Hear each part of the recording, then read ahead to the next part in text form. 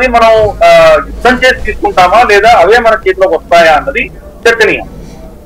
భారత ప్రభుత్వం మాత్రం గత 10 సంవత్సరాల్లో కూడాను మన రక్షణ మంత్రులు కావచ్చు, మనకు మనోహర్ పరికర్ గారు కావచ్చు, లేదా రాజ్నాథ్ సింగ్ గారు కావచ్చు, హోంమంత్రి గారు కావచ్చు, లేదా మన సైనికాధికారులు కావచ్చు, జితేంద్ర సింగ్ లాంటి వాడు కావచ్చు, ఇంక్లూడింగ్ మన ఆర్ఎస్ఎస్ సంబంధించినటువంటి మన దత్తాజీ హోస్బోడే ఆయన కావచ్చు, వీళ్ళందరూ కూడాను చాలా కంటిన్యూస్ గా ఇచ్చినటువంటి మెసేజ్ ఏంటంటే పాక్ ఆక్రమిత ప్రాంతాలని మళ్ళీ వెనక్కి తీసుకుంటాము, భారతదేశంలో మళ్ళీ కలవాలి అని స్పష్టంగా చెప్తున్నారు.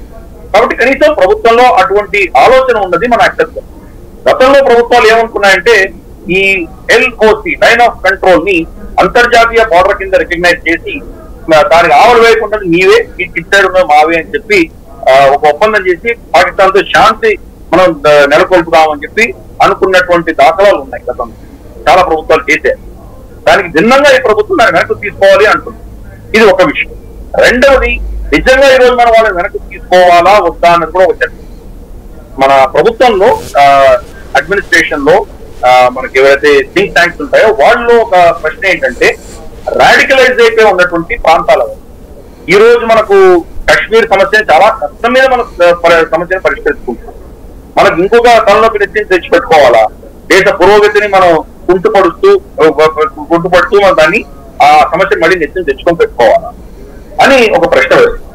దీని వెనకాల ఆధారం ఏంటంటే బాలాకోట్ అటాక్ అయిన తర్వాత ఎప్పుడైతే వాళ్ళు మళ్ళీ మన మీద దాడి చేశారో మనకు తెలుసు. మనకు అభినందన్ వర్ధమాన్ వాళ్ళ F-16 కోల్చడం అని చూసాము, ఆయన దొరికిపోవడం అని చూసాం.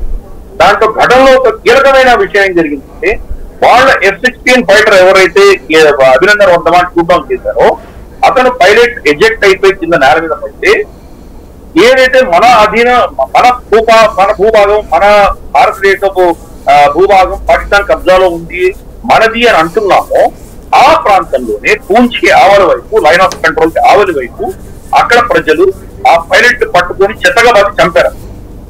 ఎందుకు చంపారు? ఇతను భారతీయ పైలట్ అని అనుకుని చంపారు. మరి మన పౌరులు అయినటువంటి వాళ్ళు మన పైలట్ ని ఎందుకు చంపారు? ఎందుకంత రాడికలైజ్ చేస్తాం? భారతదేశానికి వ్యతిరేకత ఎందుకున్నారు? కాబట్టి అటువంటి వాళ్ళు మరి భారతదేశంలో విలీనం అవ్వాలా? ఈ రోజు నినాదాలు ఉంటున్నాం. ఆర్